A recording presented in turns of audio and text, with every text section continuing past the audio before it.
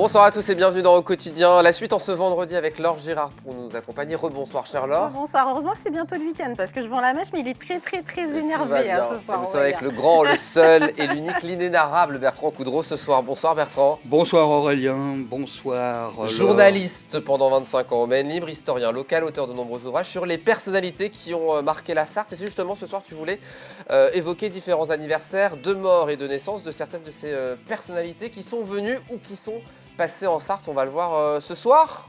Laure, par exemple, oui. Par exemple, Laure, si je vous dis l'essentiel, c'est de participer. Les JO. Oui, comment s'appelait le... Bravo. Pierre de Coubertin.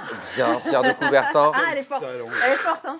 Elle est forte. Non, mais c'est-à-dire qu'on en parle beaucoup puisque c'est bientôt les JO de Paris. Enfin, bientôt, c'est juillet 2024, mais on y pense déjà. Ouais. Pierre de Coubertin, dont c'est les 160 ans de la naissance cette année. En 1863. Le absolument. 1er janvier, il est né. Et alors voilà, j'ai fait une chronologie d'anniversaire. Voilà. Alors, Pierre de Coubertin, il est venu chez nous Alors, en Sarthe. bon, ça relève un peu de l'anecdote, mais ça a une certaine importance, comme diraient certaines personnes, parce que en fait, il est avant que les Jeux Olympiques n'existent. Il lance une campagne dans les écoles, dans les établissements scolaires, pour développer le sport.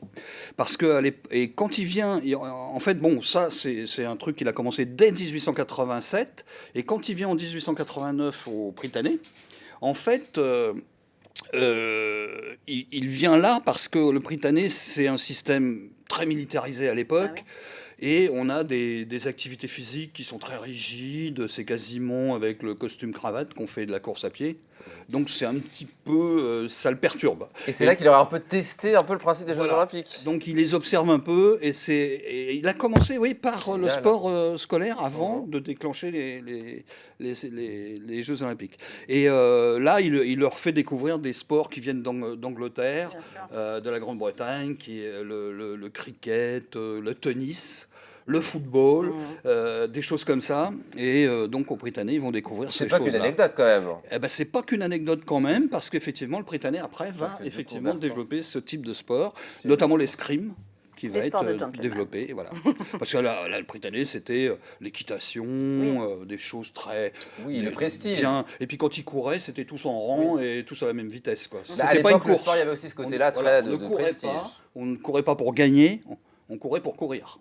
Oui, de toute façon, Pierre de Coubertin, c'est l'avènement du sport moderne. Voilà. Avant ça, c'était du sport militaire. Tout à fait. Voilà. Emmanuel Monique. Alors celui-ci, je ne le connais pas très bien. 130 ans de sa naissance que l'on célèbre. Il est né en 1893. Oui, alors je trouvais intéressant de parler de lui parce qu'effectivement, ça fait... Alors lui, c'est un double anniversaire, je ne sais pas si vous avez remarqué. Ah oui, c'est vrai. Il est né il y a 130 ans en 1893 et il est mort il y a 40 ans en 1983. C'est original.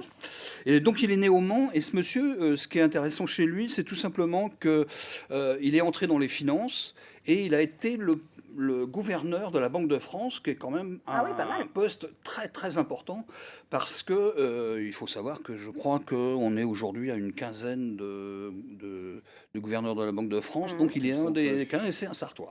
Voilà, donc un petit C'est bien de rappeler sa mémoire ce soir. Ses parents habitaient à Guescellard et il a fait toute une carrière très très riche de ce côté-là, puisque il a été aux États-Unis, il a rencontré Paul Claudel qui était ambassadeur là-bas à Washington, il a connu Roosevelt qui était quasiment un ami. Ensuite, en Grande-Bretagne, Winston Churchill est devenu carrément son pote. Excusez-moi de le dire vulgairement. Ça devait être sympa d'être pote avec Winston Churchill. Et donc, voilà, c'était un personnage qui avait une importance quasiment politique. Il est né en 1893 et mort en 1993, c'est ça. Il a connu les deux grandes guerres. Voilà, alors là, pendant la guerre, il est nommé au Maroc, toujours pareil comme inspecteur général des finances. Mais là, il commence à se rendre compte pendant l'occupation que quelque chose cloche avec le système de Vichy.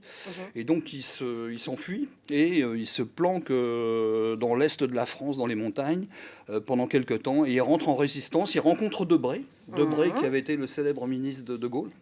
Et là, il entre dans la résistance. Voilà. Donc Emmanuel Monique, c'était important, je trouve, de rappeler évidemment un monsieur du Mans, né au Mans, mais ses parents, sa famille, ses parents habitaient à Guescellard. Un religieux, à présent, Basile Moreau, mort il y a 150 ans. Voilà, alors Basile Moreau, Il y a des gens, ça leur dit rien. Bah, mais on si connaît. je vous parle du Collège Sainte-Croix, Ouais, c'est là, ça. ça commence C'est à ça. être plus précis. En fait, il Il a fondé. il a fondé le Collège Sainte-Croix, qui ensuite est devenu un lycée, qui a eu des extensions. Donc, la chose intéressante à dire, c'est celle-là. Hein. C'est pas non plus une histoire mirobolante, mais il a quand même quelque chose de particulier qui est rare chez des Sartois, à mon avis, c'est qu'il va être déclaré vénérable par le Vatican et béatifié le 15 septembre 2007. Donc c'est quand même un personnage très très important dans l'histoire de la religion. Il est le fondateur de la congrégation de Sainte-Croix avant de créer le Collège Sainte-Croix. C'est-à-dire que c'est ces étapes-là qu'il faut retenir. Est-ce qu'il y a un rapport avec l'ami historien Alain Moreau qu'on reçoit régulièrement Non, parce que l'orthographe ici n'est pas la même. Ah. Moreau, On sait jamais. M-O-R-O, et lui, c'est vrai. R-E-A-U. REAU, Basile Moreau, mort il y a 150 ans. D'un religieux, on va passer à un syndicaliste, sans aucune transition. Absolument. On est comme ça sur LMTV Sarthe. C'est Ouais, comme pourquoi ça. pas. Henri Krasuki.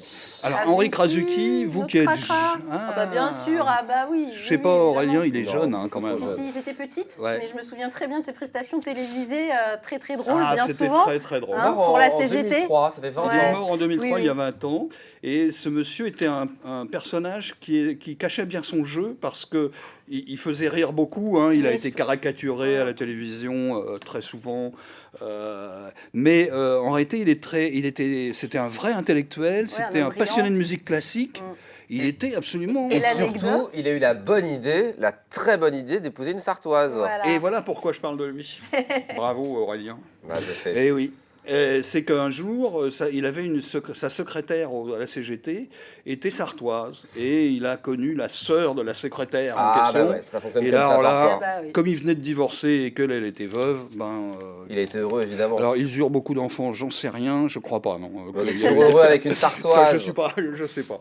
Cette information-là, je ne l'ai pas. Voilà pour Henri Krasuki, donc mort il y a 20 ans. On va finir par Jean Duriveau. Ouais, Lui, oui. il est né il y a 120 ans. Alors là, je ne le connaissais Ça, pas je non sais pas plus. Et voilà Charlie. encore un personnage, oui, qui est un peu, qui est complètement tombé dans Et qui est l'oubli. né au Mans. Il est né au Mans en 1903, absolument, et il a été ordonné prêtre en 1936. C'était un prêtre jésuite. Et alors lui, en fait, ce qu'il faut retenir chez lui, c'est bon, il a été résistant aussi. Il fait partie de ces gens de cette génération née en 1903, qui est entré en résistance. Mais ce qui est très important, c'est que finalement, il a joué un rôle dans ce qu'on connaît aujourd'hui, c'est-à-dire l'Union européenne. Ah oui. Parce que, d'abord, il célèbre à Notre-Dame de Paris, sur la demande de De Gaulle, une messe cérémoniale pour la mort d'Adenauer, le chancelier allemand. Et donc ça, c'est déjà un événement énorme. Et puis pour lui, pour sa promotion personnelle, je pense que quand même c'est fort. Hein. Et puis, ce qu'il fait aussi, c'est qu'il participe au traité de l'Élysée en janvier 1962. Je regarde les dates parce que ça, j'ai des problèmes avec moi sur les dates, de souvenirs de dates. Et donc, c'est le traité de l'Élysée qu'on peut considérer comme c'est un accord franco-allemand au départ, hein, mais on peut considérer que là, on est en train de... Les origines de... Voilà, enfin, l'Europe commence un peu avant, hein, quand même, avec je sais plus comment ça s'appelle, le charbon et... Oui, le traité du charbon et de l'acier. Voilà, ouais, qui commence un petit peu avant, mais le traité de l'Élysée est quand même c'est ce qu'on connaît aujourd'hui entre l'Allemagne et la France. Hein, Oui, ce Ça mariage, sert cette amitié franco-allemande. l'amitié franco-allemande, Qu'on c'est ça. célèbre Et régulièrement, donc, encore aujourd'hui, on le il voit. a quelque part participé à l'Union européenne. Voilà quelques personnages. Eh ben, c'est sympas. parfait, nous arrivons à la fin de ce rendez-vous. Merci beaucoup Voilà. Bertrand, c'est toujours un plaisir. Et puis on rappelle les nombreux ouvrages sur ces personnalités qui sont venues ou qui sont sartoises que tu édites régulièrement et qu'on trouve dans toutes les bonnes librairies. Et puis il doit y avoir normalement d'ici la fin de l'année une nouvelle Évidemment, publication. puisque Bertrand ne s'arrête jamais. Merci beaucoup Bertrand. Comme Molière, je vais mourir sur scène. Eh ben, pas tout de suite en tout cas. Dalida. On te garde avec nous au moins une bonne trentaine d'années. Chacun sa référence. Merci beaucoup Bertrand. Dans un instant, Merci. Aurélien Caillos. La semaine prochaine, journal en toute image à partir de 18h30. Et On puis, est là, mais pas physiquement. voilà. Plateau, voilà. Mais on se retrouvera quand même à 18h45 Oui, oui. pour au quotidien la suite. Et puis pour vos émissions inédites à partir de 19h. Très bonne soirée à vous. Dans un instant, Aurélien Caillos. À lundi. Bonne soirée à tous.